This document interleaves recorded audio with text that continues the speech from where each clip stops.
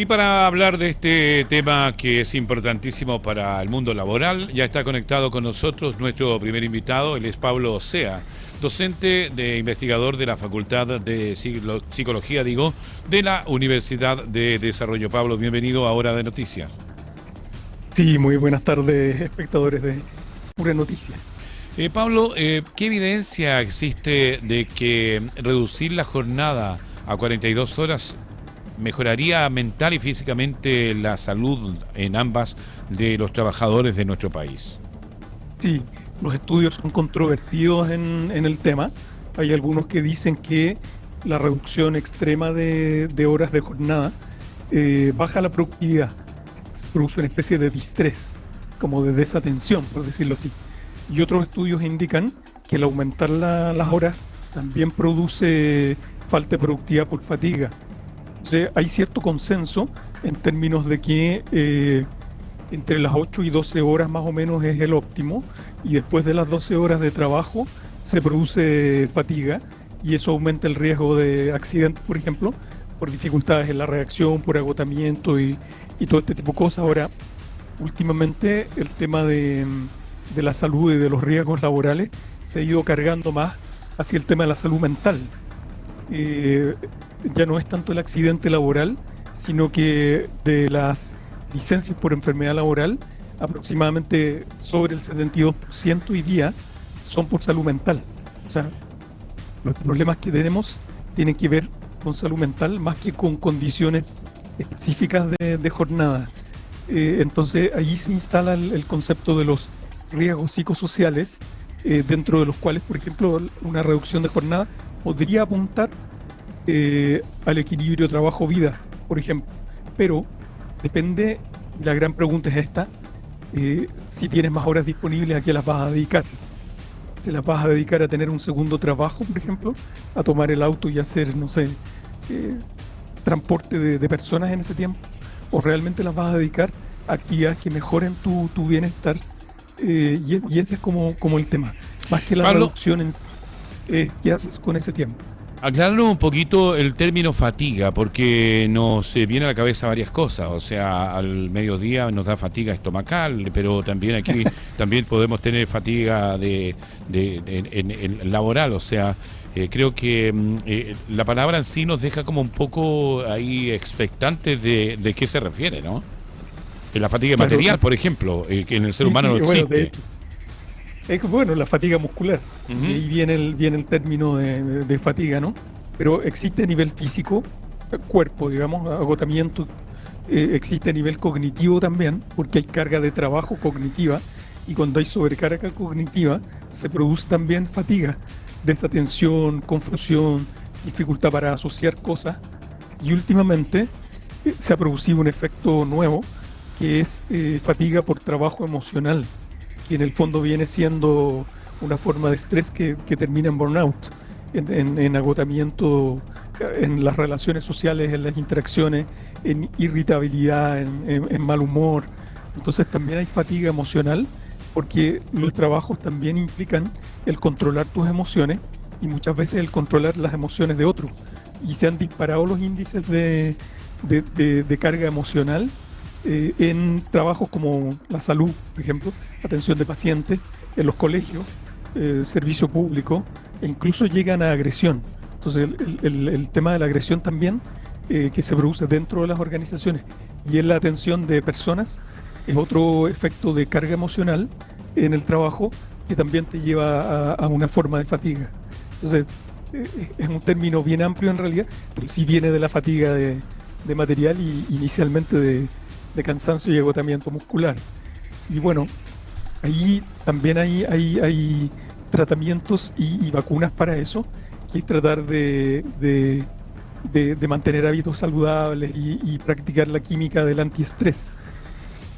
Aumentar serotonina, dopamina, oxitocina, endorfina, con actividades como ejercicios, dormir bien, alimentarse mejor, de manera más saludable, eh, más luz solar, más solcito, celebrar los logros, tener relaciones positivas con los demás, reír, bailar, jugar, en fin, todo ese tipo de actividades llaman al bienestar, y por eso es importante no tanto el tiempo de reducción de la jornada, sino que el qué vamos a hacer con ella.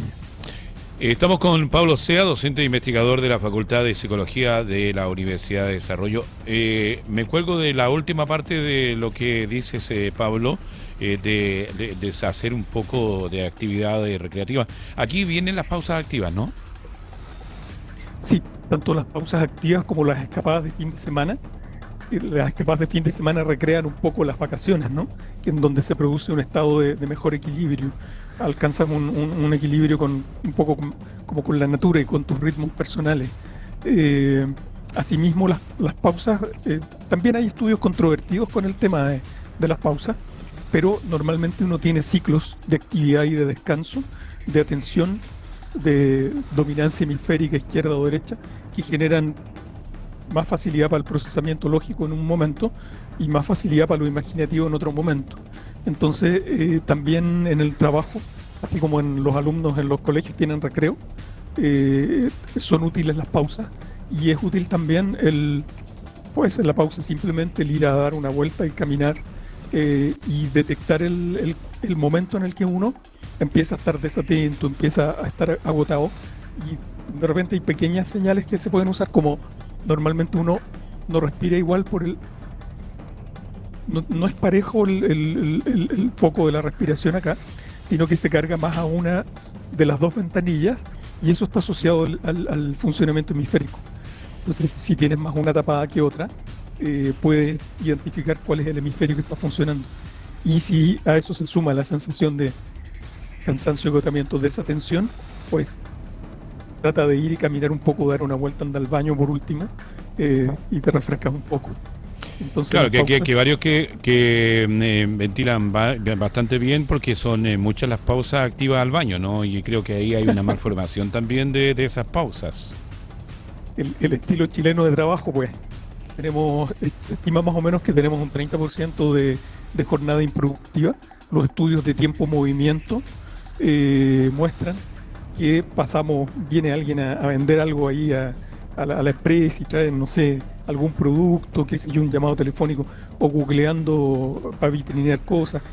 Tenemos más o menos un 30% de trabajo improductivo, pero podemos hacerlo productivo socializando, por ejemplo, haciendo vínculos con otros o echando ideas creativas, porque tampoco somos tan maquínicos como para estar las 8 horas ahí completamente concentrados. Entonces tenemos momentos necesarios que, bueno, idealmente no deberían ser excesivos, pero sí pueden ser aprovechados mejor, compartiendo con los otros, aprovechando el momento para hacer buenas relaciones, vínculos, o ir a conocer otras áreas que no conocemos, por ejemplo, en una empresa.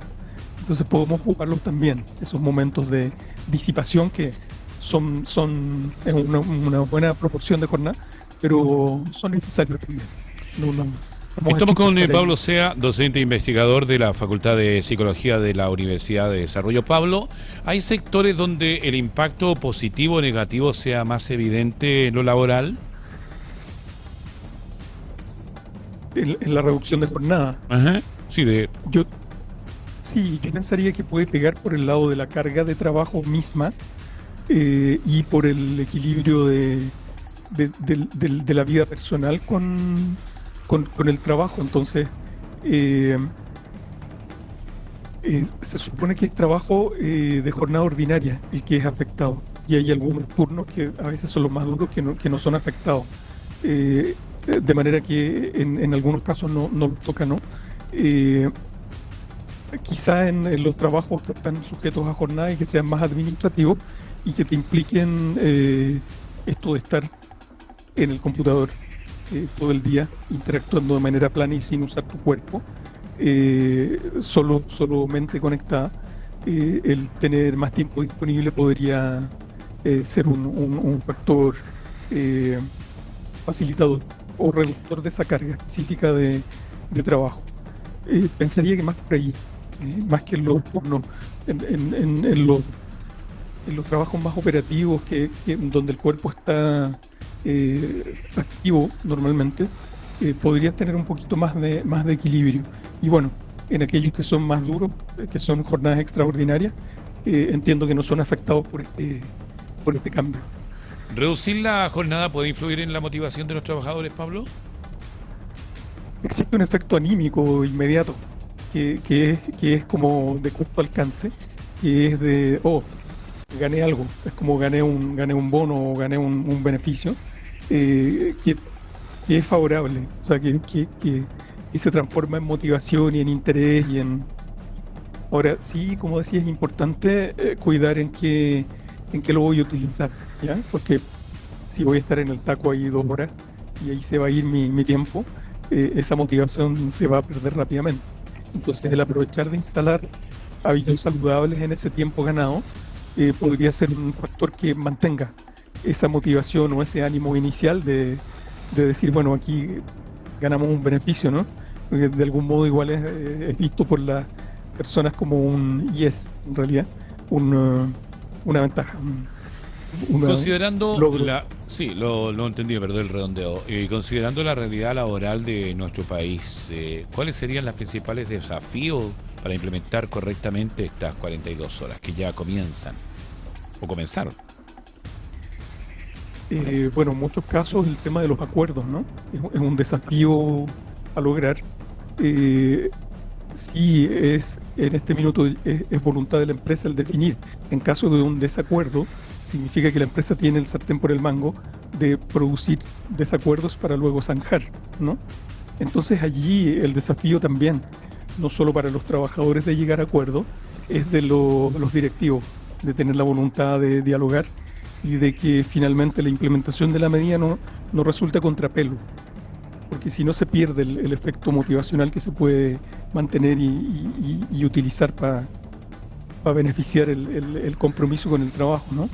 Entonces, eh, ese puede ser un factor desafiante, el poder llegar a buenos acuerdos en términos de cómo vamos a aplicar esta disminución. Eh, y bueno, el otro aunque históricamente no ha habido grandes afecciones en la productividad, sí podría implicar el contratar algún trabajador adicional o el hacer algún cambio específico en algunos turnos de algunos trabajadores. Y ahí también esa afección implica flexibilidad en términos de poder llegar a un buen acuerdo, a una negociación y un ceder. Entonces, en esto y en general en la implementación de las leyes que se dictan a nivel central, la aplicación y el cuidado de la aplicación es esencial y para eso el diálogo, la buena voluntad, las mesas de trabajo son un desafío importante a implementar, que no sea unilateral. Pablo, ¿crees que en nuestro país podremos llegar exitosamente a una jornada de 40 horas sin efectos negativos relevantes? La historia de lo ya ocurrido, eh, por ejemplo, la reducción de jornada de los 48 a los 45 indica que no hubo efectos importantes. Lamentablemente, ni tanto para el bienestar como para la productividad. Se estima que por aquí podría ocurrir parecido. El aumento de jornada, por ejemplo, de los escolares, cuando se extendió, se esperaba que tuviera una mejora en la educación y no hubo evidencias de mejora en la educación con ese aumento. Entonces,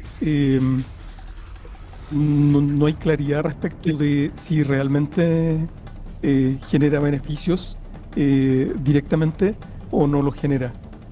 Más bien es aprovechar la oportunidad de ese cambio para instalar buenas prácticas y para instalar buenos diálogos. Yo creo que por ahí va la ganancia. ¿Qué condiciones debería cumplirse para que esta política sea sostenible en el tiempo en nuestro país? Y, buena voluntad de las partes, el ajuste de algunas condiciones organizacionales que faciliten, por ejemplo, siempre los diálogos, los liderazgos, el cuidado de las personas en las organizaciones, el autocuidado de las personas, el tema de cuidar los riesgos psicosociales, eh, cuidar la carga de trabajo, el equilibrio de la jornada con la vida personal, el apoyo de los compañeros, eh, dar oportunidades de desarrollo y compensaciones que sean entendidas como adecuadas por ambas partes, son como elementos colaterales que hacen sostenible genéricamente el funcionamiento del sistema organizacional, que todos sintamos que estamos ganando y que todos sintamos que estamos aportando de alguna manera. Eh, Eso hace sostenible el sistema laboral general, ¿sí? Más allá de los aumentos o disminuciones de jornada. Eh, También aprovechar esta reducción para, por un lado, dormir mejor, descansar mejor y ocupar el tiempo con más efectividad, ¿ya? Eso que hablábamos hace un rato de este 30% perdido, podría tener una reducción y podríamos concentrarnos más y la productividad probablemente se pueda mantener aún con horas reducidas. Y eso lo haría sustentable también. Pablo, agradecerte por este tiempo que nos ha entregado y habernos dejado un poco más claro esto de las 42 horas que ya comenzó en nuestro país y que se va a ir disminuyendo hasta llegar a las 40 horas acá en Chile. Hagamos que eso tenga un efecto para todos, pues, que no sea solo una reducción de números, sino que aprovechemos la oportunidad para tomarlo como una ventaja y dialogar y por otro lado tener una mejor forma de vida. Gracias, Sí, Pablo. Buenas gracias. tardes. Pablo Buenas Sea, tardes. docente investigador de la Facultad de Psicología de la Universidad del Desarrollo, estuvo con nosotros también conversando en Hora de Noticias.